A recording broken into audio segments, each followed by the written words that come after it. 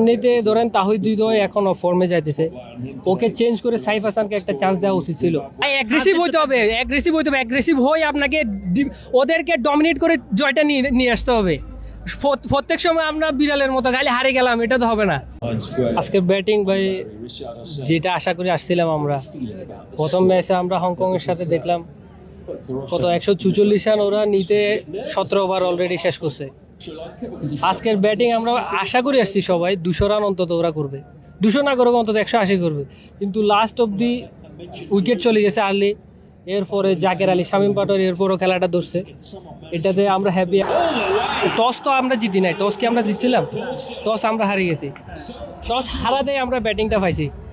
যদি আমরা টস জিততাম ঠিকই আমরা বোলিং নিতাম, কারণ আমাদের এটা অভ্যাস হয়ে গেছে চেস করতে, আমরা বেশি স্বাচ্ছন্দ্য বোধ করি আর কি, যার কারণে আজকে এই পরিস্থিতি। প্রথমে ব্যাটিং করার পরে ওরা আর্লি উইকেটটা ফালাইছে, হাসারাঙ্গার প্রেশারটা নিতে পারে না ওরা।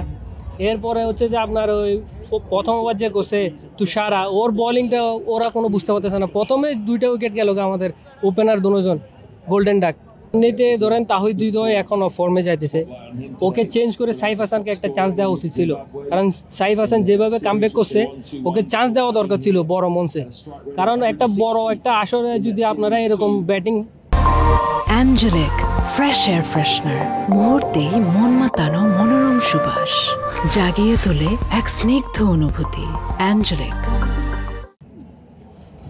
একটা উইকেট চলে যাওয়ার পরে ওই প্রেশারটা নিতে পারতেছে না ব্যাটসম্যানরা। দেখেন খেলাটা হার জিত থাকে, ও যারা ভালো খেলে তারা অবশ্যই জিতে। এখন সবাই তো মনে করেন আশা নিয়ে আসে খেলা খেলার জন্য, তাই না?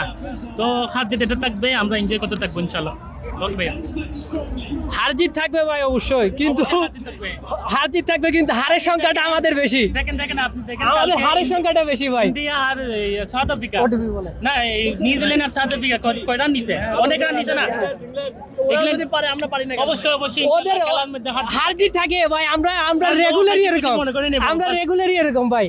আমরা কখনো জিত আর আমরা যে একটা বড় আসরে আসি, আমরা যে একটা অ্যাগ্রেশন দেখাবো, ওটা আমাদের ভিতরে নাই। ঠিক আছে ভাই, শ্রীলঙ্কান প্লেয়ারদেরকে দেখেন, জিম্বাবুর সাথে হারিয়ে আসছে ওরা সিরিজ, কিন্তু ওদের অ্যাগ্রেশন দেখেন। সবাই যদি দোনো দল যদি জিতে তাহলে খেলা হবে ভাই। অ্যাগ্রেসিভ হইতে হবে, অ্যাগ্রেসিভ হয়ে আপনাকে ওদেরকে ডমিনেট করে জয়টা নিয়ে আসতে হবে। প্রত্যেক সময় আমরা বিড়ালের মতো খালি হারে গেলাম, এটা তো হবে না। আমরা কেন পারি না? আমাদের প্লেয়াররা কেন পারে না?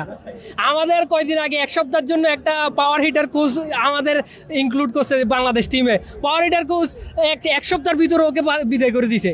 তো ওদের কি টাকার অভাব নাকি? 900 কোটি টাকা কই রাখে ওরা? এটাও ঠিক অবশ্যই। হ্যাঁ, 900 কোটি টাকা দুয়ে কি ফানি খাবে নাকি? এটা তো দুঃখজনক, এটা অলমোস্ট দুঃখজনক। কারণ বাংলাদেশে সবসময় এটা আমরা আশাবাদী না বাংলাদেশে এভাবে খেলবো। ফার্স্ট থিং, আর সেকেন্ড কি, বাংলাদেশের কোচিং স্টাফের কিছু ঘাটতি আছে এখানে। অলমোস্ট যেখানে ভালো কোনো একটা শিরোপার মধ্যে যায়, কোনো গেমসে যায়, সবসময় ওরা বাংলাদেশে বলে আমরা ফুটাইলামো, ওইখানে এলে ঘোরার টিম কিছু হয় না ওদের এখানে। এটা মানে বাংলাদেশের ম্যানেজমেন্ট এবং বাংলাদেশের ক্রিকেট কাউন্সিল, ওদের ওইখানে বহুত ঘাটতি আছে। আগে ওদেরকে ভালো করে ট্রেনিং দিয়ে তারপরে ওদের স্টুডেন্টকে ট্রেনিং দিতে হবে। কারণ বাংলাদেশের আপনি দেখেন, শুধু বাংলাদেশ পারে না, যে অনেকে দেখবেন যে শ্রীলঙ্কা কত সুন্দর খেলবে, কালকে হংকংয়ে অন্য দেশগুলো খেলতে পারে, শুধু বাংলাদেশে পারে না। আমরা আসার আগে 2 উইকেট চলে গেছে, আমরা 5 মিনিটও হয় নাই, আসছি মাত্র, দেখলাম যে 2 উইকেট নাই। গাড়ি থেকে নামার পরে দেখি যে 3 উইকেট শেষ, আমাদের উইকেট চলে গেছে ভাই। আমরা হতাশ। জি ভাই, আমরা হতাশ। ব্যাটিং তো আজকে এমন ভালো হয় নাই, কিন্তু অন্য দিন আরো ভালো হয়, আজকে তেমন ভালো হয়নি। একটু ব্যাড লাক, কিন্তু ওরা চেষ্টা করছিল, কি করার আছে, এখন ভালো হয়নি। আমার কাছে প্রথম দুইবারে 2 উইকেট পরে যাওয়ার পর বাংলাদেশের এই অবস্থা, স্কোর বড় করতে পারেনি। প্রথম ওভারে মেডেল 1 উইকেট